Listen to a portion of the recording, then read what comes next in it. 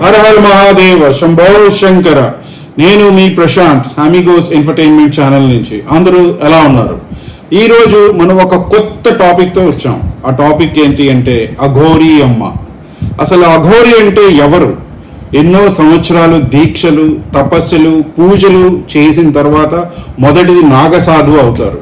దాని తర్వాత మళ్ళీ ఎన్నో దీక్షలు చేసిన తర్వాత కానీ అఘోరీ అనే బిరుదు రాదు. అలాంటిది మనం ఈ మధ్య మీడియాలో కానీ చూస్తున్నాం. అఘోరీ అమ్మ అనే ఒక వ్యక్తి, ఆ వ్యక్తి ఎలా అఘోరీ అయ్యింది. ఒక అమ్మాయి, వర్షిణి అనే ఒక అమ్మాయి ఇంటికి వెళ్ళి వాళ్ళ తల్లిదండ్రులు వాళ్ళ ఫ్యామిలీతో గడిపి పూజలు చేసి, ఏవేవో పూజలు చేసి ఆ అమ్మాయిని వశీకరణ చేసుకొని, మీరు చూసే ఉంటారు వాళ్ళ అన్నదమ్ముడు, వాళ్ళ అన్నయ్య దగ్గర పట్ల ఎలా ప్రవర్తిస్తుంది అసభ్యంగా, మీరు చూసుంటారు.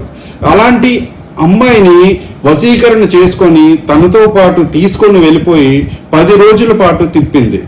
ఎక్కడ తిప్పింది? ఎన్నో పుణ్యక్షేత్రాలు, ఒక 4-5 పుణ్యక్షేత్రాలు ఆ అమ్మాయి చెప్తుంది. కొన్ని మీడియా ఛానల్లో మనం చూసాం.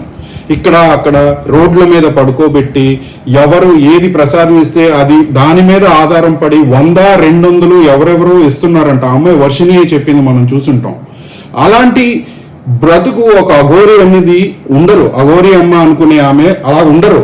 అఘోరీ అని అంటే ఎంతో అద్భుతమైన కుంభమేళాలు లాంటి ఉత్సవాలకి వాళ్ళు వస్తారు, కానీ ఇలాగ శృంగారించుకొని అసభ్యంగా ప్రవర్తించి ఎవరితో పడితే వాళ్ళతో అమ్మాయిని పట్టుకొని వెళ్ళిపోయి వాళ్ళతో ట్రావెల్ చేయించుకొని వాళ్ళని కూడా ఇబ్బంది పెట్టి, ఇదంతా అఘోరీలు చెయ్యరు. ఈ రోజు మనం చూస్తున్నాం ఈ ప్రవర్తన వల్ల ఎంతో మంది పిల్లలు, వాళ్ళ తల్లిదండ్రులు ఎంతో క్షోభ అనుభవిస్తున్నారు. మనకి ఇది అవసరమా? ఇలాంటి నకిలీ అఘోరా అమ్మ లాంటి వ్యక్తుల వల్ల మన సొసైటీకి ఎంతో దెబ్బ పడుతుంది. తస్మాత్ జాగ్రత్త. మన తల్లిదండ్రులందరినీ జాగ్రత్త. ఇలాగ ఎవరిని పడితే స్వాములు కానీ అఘోరీ అమ్మల లాంటి మనుషులను కానీ ఇంటికి ఆహ్వానించుకొని వాళ్ళు అసలు నిజాలు ఏంటని తెలుసుకోకుండా వాళ్ళు నిజంగా పూజలు చేస్తున్నారా, లేకపోతే నటిస్తున్నారా, లేకపోతే మనల్ని ట్రాప్ చేయడానికి ఇవన్నీ చేస్తున్నారా అనేది మీకు తెలుసుకోవాలా. ఇంత సోషల్ మీడియా అనేది ఇంత అద్భుతంగా రాణించి అందరూ చూడగలుగుతారు. టెక్నాలజీ ఇంప్రూవ్మెంట్ అయింది, సొసైటీ ఎలా మారుతుంది మీరు కూడా అర్థం చేసుకోవాలా.